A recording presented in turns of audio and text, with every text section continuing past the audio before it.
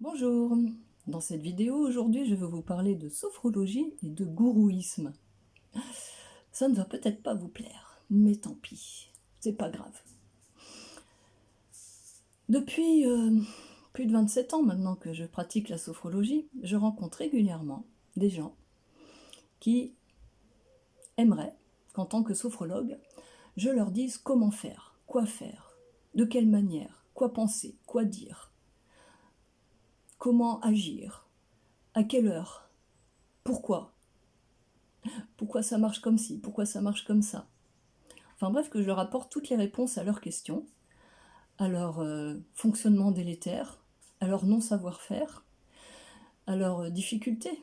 Donc j'apporte des solutions, des conseils, voilà, des choses toutes faites, toutes préparées, comme si ça marchait comme ça. Eh bien non. Et en même temps, en général, en tout cas chez nous, en Occident et en France, surtout en France, on n'aime pas du tout être dirigé, que l'on pense à notre place, euh, que l'on nous contraigne à penser comme ci ou à penser comme ça, ou à faire comme ci ou à faire comme ça. Alors, il y a un truc qui ne va pas là. Alors bien sûr, ça serait des conseils pour aller mieux, pour faire au mieux, pour que ça avance. Rapidement si possible. Mais ça ne peut pas fonctionner comme ça, puisque ce qui va à l'un ne va pas forcément à l'autre. Et la sophrologie, justement, elle propose de développer notre conscience. Donc en fait, c'est en développant notre conscience, par la conscience que l'on a de tous nos fonctionnements, que ce soit physique, physiologiques, comportementaux, psychiques, cognitifs, émotionnels, spirituels, relationnels. C'est en développant la conscience de tout cela que l'on développe aussi nos capacités internes, qui vont permettre de trouver nos propres réponses, nos propres moyens de faire. Alors ça ne se fait pas en un claquement de doigts, ça demande du temps, ça demande de l'engagement, mais c'est ce qui rend autonome. Et donc, en général, ce que j'observe, c'est que les gens cherchent finalement un gourou, mais non, ils n'en veulent pas. Alors il y a un truc qui ne va pas. Donc justement, la sophrologie, elle permet de devenir autonome, de penser par soi-même, de développer son sens critique. Pas la critique, son sens critique, son discernement. Et le discernement, c'est vraiment la base de tout. C'est la base vraiment pour devenir plus libre, si tant est qu'on puisse devenir libre. En tout cas, plus libre. Donc voilà, moi, pour moi, la sophrologie, c'est anti-gourou. Vous ne pouvez pas demander à un sophrologue de résoudre tous vos problèmes.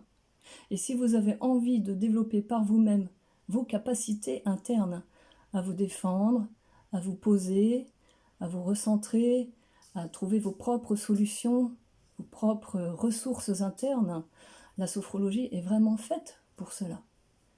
Et d'ailleurs, ça serait bien,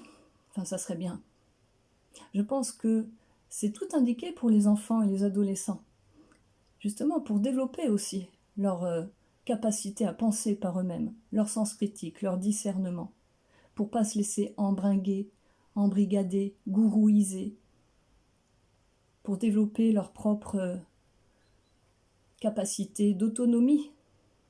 C'est un gros bagage pour l'avenir quand ils deviennent adultes et qu'ils rentrent dans le monde du travail, et déjà simplement à l'école et dans les études.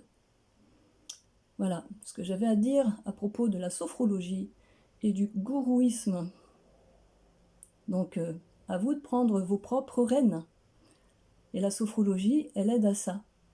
Et quand on fait la sophrologie, eh bien ça aide pour tout le reste, que vous fassiez une psychothérapie à côté, une psychanalyse, que vous fassiez de l'EFT, toutes les méthodes de développement personnel, que vous soyez sportif, que vous soyez chef d'entreprise, que vous soyez quoi, qui que vous soyez, que ce soit professionnel ou dans votre vie personnelle.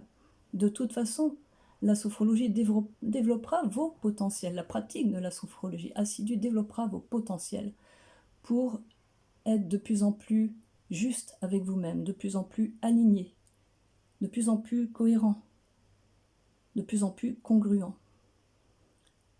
Voilà. Et pour les enfants, les adolescents, ça me paraît, surtout à l'heure actuelle, absolument primordial. Voilà.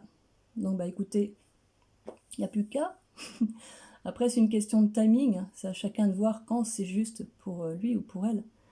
Mais ça me semble un projet humaniste, surtout à notre époque, de première ampleur, pour développer notre conscience humaine, qui en a beaucoup besoin. Ce travail de discernement qui fait tant défaut à notre époque. À bientôt.